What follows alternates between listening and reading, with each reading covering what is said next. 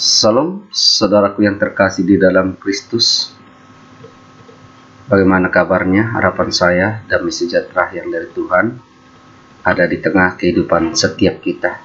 Saudara yang terkasih, saat ini saya rindu mengajak kita membahas satu topik yang sangat penting dengan judul Home Sweet Home, atau dalam bahasa Indonesia biasa disebut rumahku, surgaku. Tapi secara spesifik saya akan bahas hanya peran dan modal orang tua agar mereka bisa menciptakan suasana surga di rumah tangga mereka masing-masing.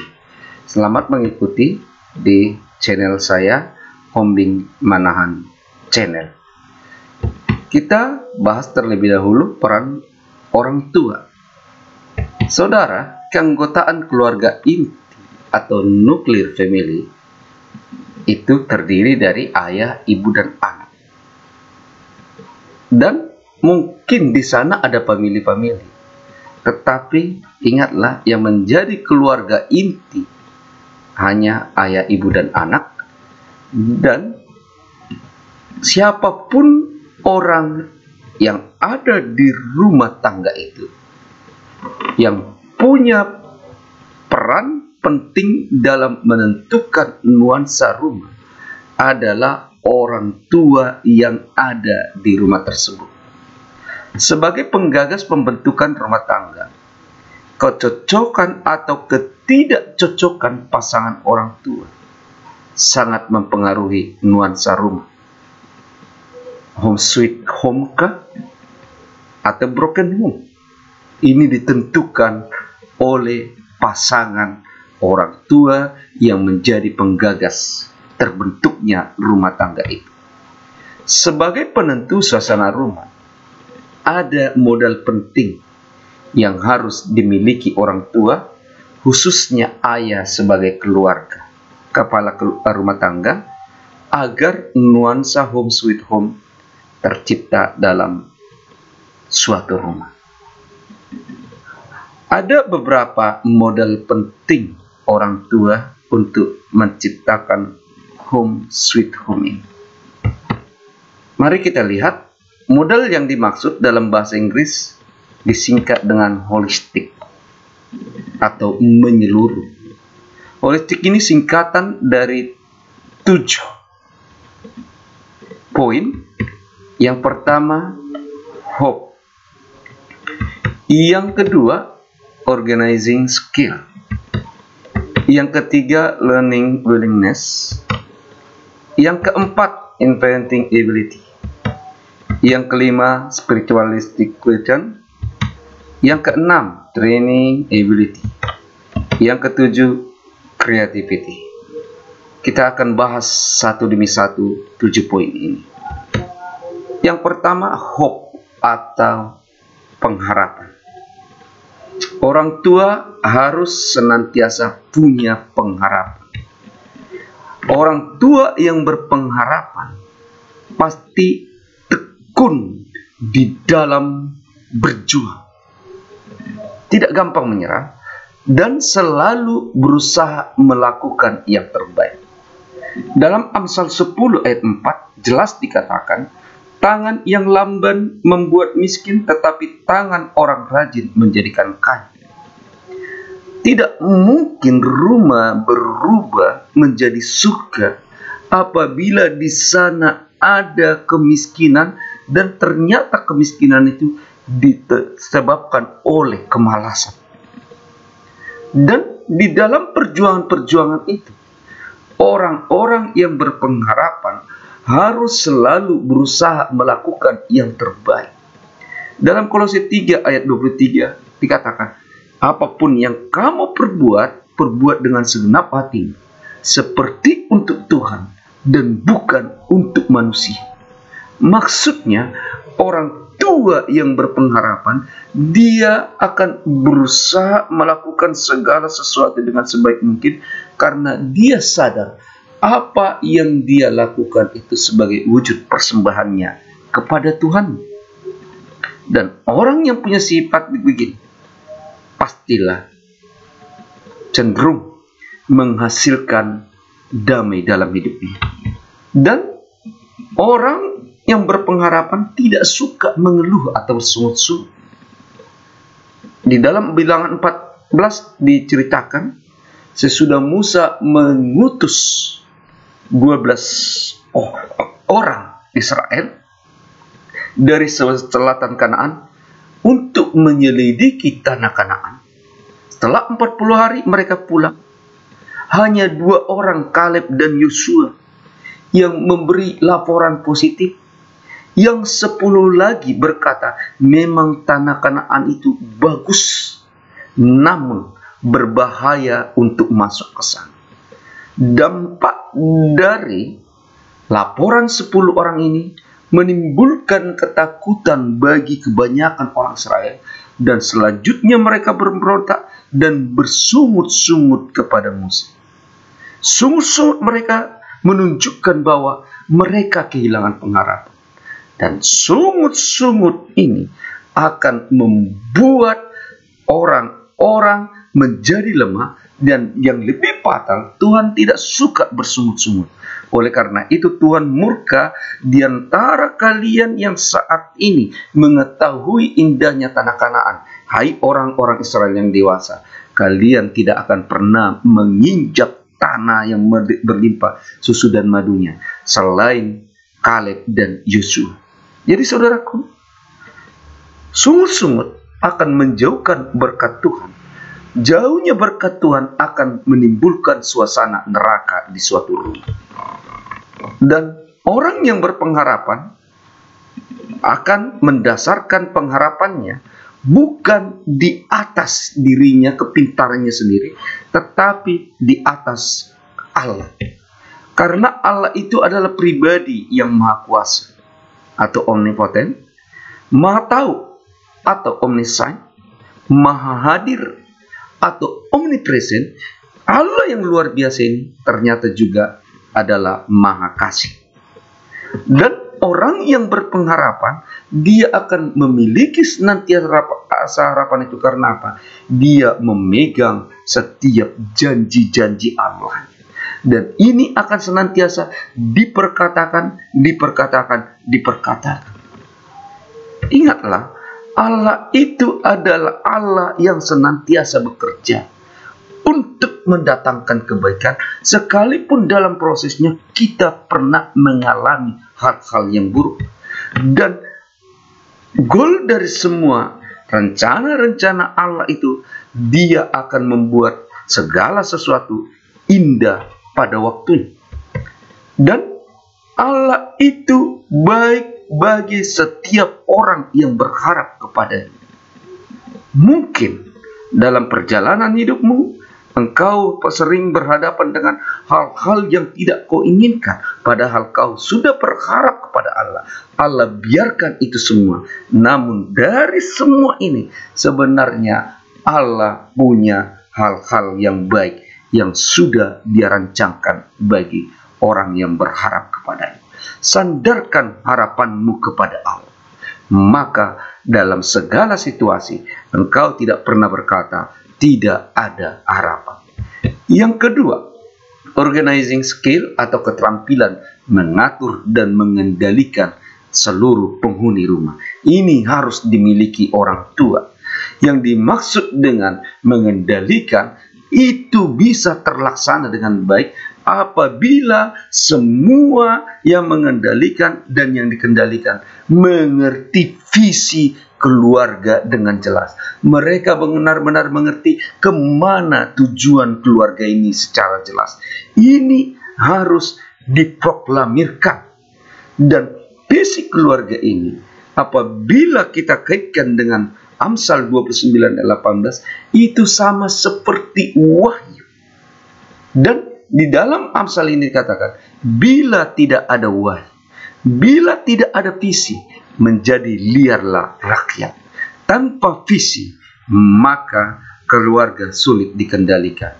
Yang kedua, salah satu visi keluarga yang luar biasa, itu bisa kita teladani dari visi keluarga Yosua dalam Yosua 24 ayat 15c. Dia berkata jelas begini, "Aku dan seisi rumahku, kami akan beribadah kepada Tuhan." Ini adalah visi yang jelas. Rumah dipersembahkan untuk Tuhan, karena Tuhanlah salah satu-satunya kepala agung dari setiap rumah. Yang kedua, menjadi teladan dalam bersikap itu penting menjadi modal seorang orang tua. Bertindak atau menghidupi kebenaran firman Tuhan, harus orang tua yang berdiri di depan sebagai pelaku-pelaku kebenaran firman Tuhan itu. Karena sekalipun dia berkata, beriman, Allah baik, Allah mengerti, tetapi kalau tidak dibarengi dengan perbuatan atau keteladanan, pada hakikatnya iman itu tidak menghasilkan apa-apa. Iman itu adalah iman yang mati. Itu dikatakan dalam Yakobus 2 ayat 17. Yang ketiga, membimbing dengan penuh kesabaran dan kerendahan hati, dan semua dilakukan dalam koridor yang sesuai dengan ajaran dan nasihat Tuhan. Bukan konsep-konsep orang tua, bukan hikmat orang tua, bukan ambisi orang tua, bukan emosi orang tua. Dan bila diperlukan, disiplin harus dijalankan. Seberapa banyak kita lihat anak-anak yang menjengkelkan, anak-anak yang kolokan, anak-anak yang hanya mau dimengerti karena mereka tidak mendapati disiplin yang sesuai dengan kelalaian mereka. Dalam Amsal 13 ayat 24 dikatakan, siapa tidak menggunakan tongkat benci kepada anaknya, tetapi siapa mengasihi anaknya, menghajar dia pada waktunya. Dalam Amsal lain dikatakan, hajarlah anakmu selagi ada harapan, tetapi jangan inginkan kematian.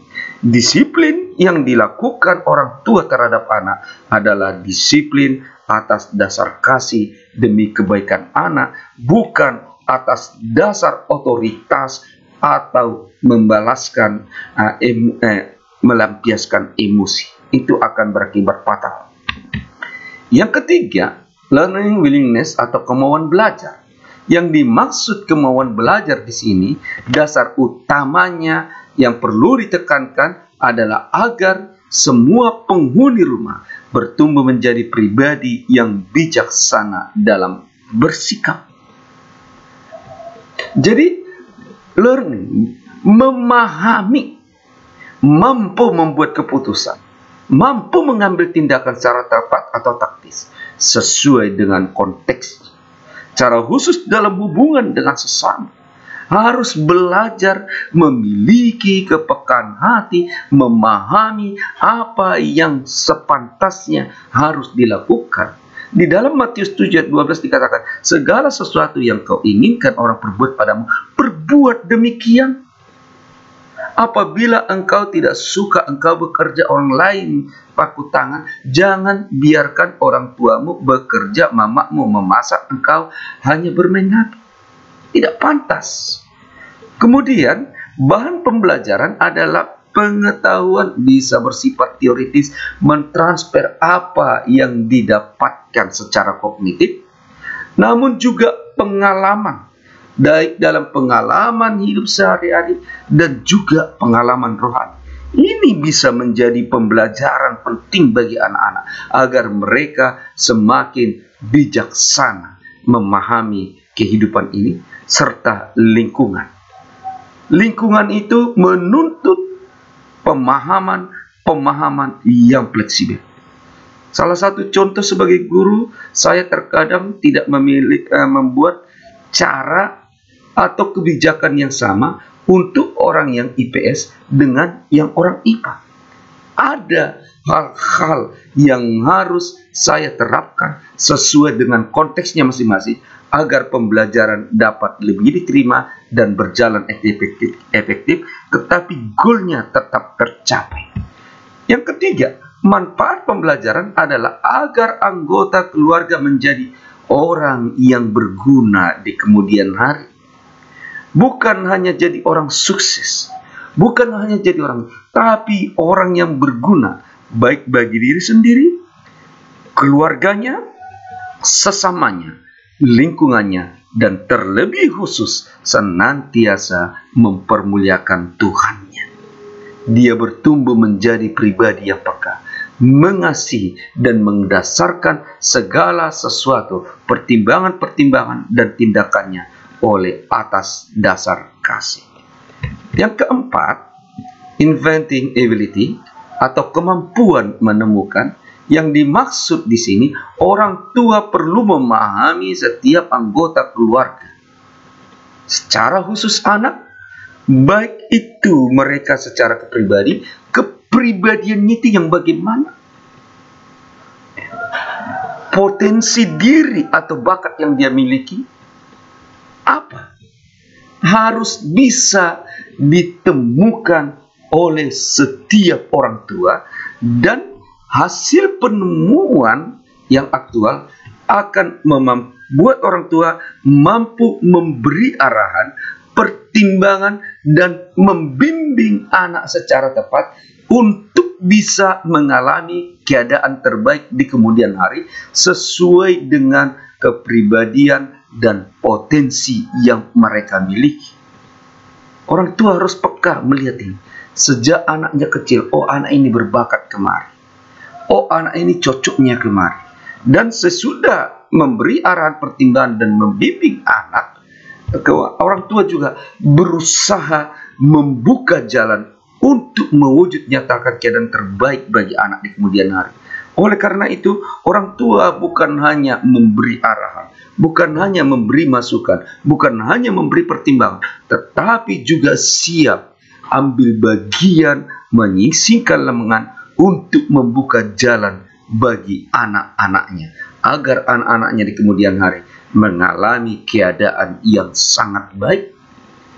Oleh karena itu, orang tua tidak segan bekerja banting tulang, menyisakan penghasilan mereka, dan mencari relasi untuk mempermudah langkah anak-anaknya jadi orang-orang yang maju di kemudian hari. Kemudian yang keenam, spirituality quotient, kecerdasan rohani. Maksudnya apa? Orang tua senantiasa memandang segala sesuatu dari sudut iman. Kalau dia bekerja, dia pertimbangkan imannya, ini sesuai atau tidak. Kalau dia mengarahkan anak, dia pertimbangkan imannya, ini nanti anak mempermuliakan Tuhan atau tidak.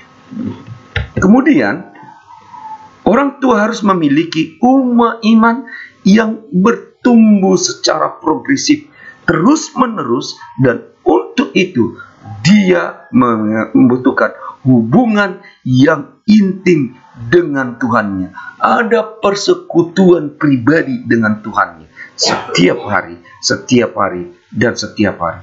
Dan sesudah memiliki kedewasaan rohani yang memadai, orang tua juga mampu menjadi imam atau pembimbing rohani bagi seisi rumahnya, agar ke depan seisi rumah ini juga memiliki hubungan yang intim dengan Tuhan dan senantiasa terfokus untuk mempermuliakan Tuhan. Ini penting sekali. Jadi orang tua tidak cukup hanya mencukupkan apa yang dibutuhkan oleh anak-anaknya, mengarahkan anak-anaknya untuk mencapai cita-citanya, tapi tidak memberi bekal yang iman atau rohani yang memadai bagi anak-anak. Bekal iman inilah nanti yang akan menentukan anak-anaknya menjadi berkat atau tidak di kemudian hari. Selanjutnya, yang keenam, training ability, kemampuan melatih. Orang tua harus mampu terlebih dahulu melatih diri, berusaha menjadi lebih baik dalam segala hal, hari demi hari. Tidak boleh stagnan. Kalau dikatakan mencari Tuhan, dia harus berlatih senantiasa mencari Tuhan dengan segenap hati dan penuh kedisiplinan. Dan sesudah dia mampu melatih dirinya, dia juga harus mampu menjadi pelatih atau motivator bagi anak-anaknya, agar juga menjadi lebih lebih baik di kemudian hari dalam segala hal. Kemudian yang ketiga, Anda perlu pahami, melatih diri itu identik dengan menguji kesetiaan diri.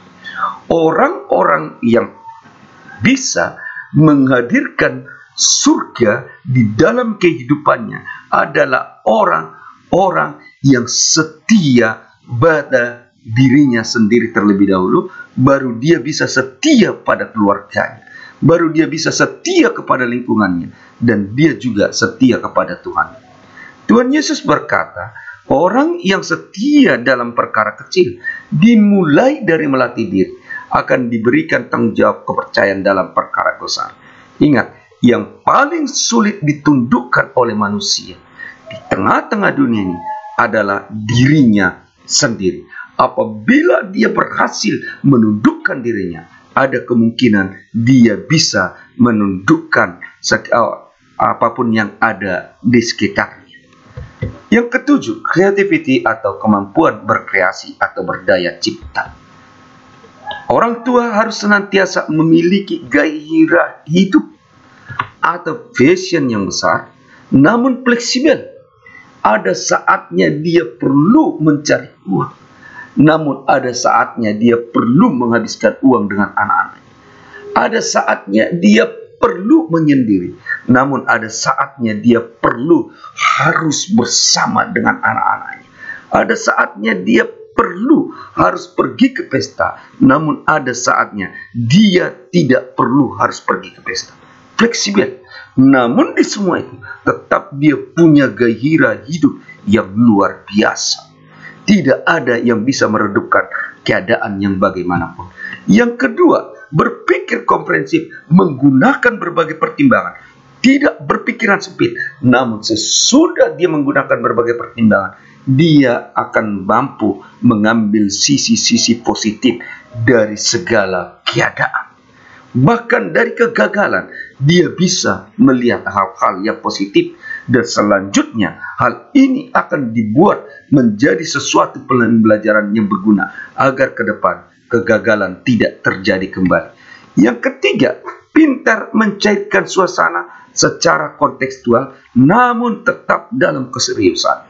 Orang tua terbaik adalah orang tua yang punya kemauan atau kemampuan berhumor untuk terkadang hal ini sangat dipentingkan untuk mencairkan suatu suasana apabila suasana berada dalam keadaan genting. Dan yang keempat, meyakini bahwa ada jalan keluar dalam segala permasalahan. Tidak ada yang tidak ada jalan keluarnya. Orang bijak berkata, banyak jalan menuju Roma. Dalam 1 Korintus 10 ayat 13, Paulus berkata, pencobaan-pencobaan yang kamu alami ialah pencobaan biasa, yang tidak pernah melebihi kekuatanmu. Ini menjadi satu indikasi. Apapun yang terjadi, bagaimanapun keadaan, di sana tetap ada jalan keluar. Karena Tuhan tidak pernah membiarkan kita dicobai melampaui kemampuan kita.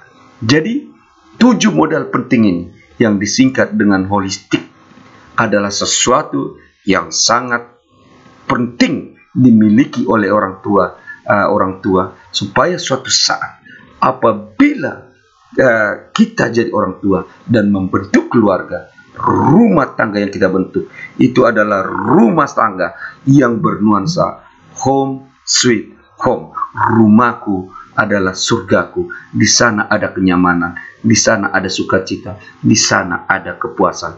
Kiranya apa yang saya paparkan ini bisa memberkati kita semua. Tuhan Yesus memberkati. Salam.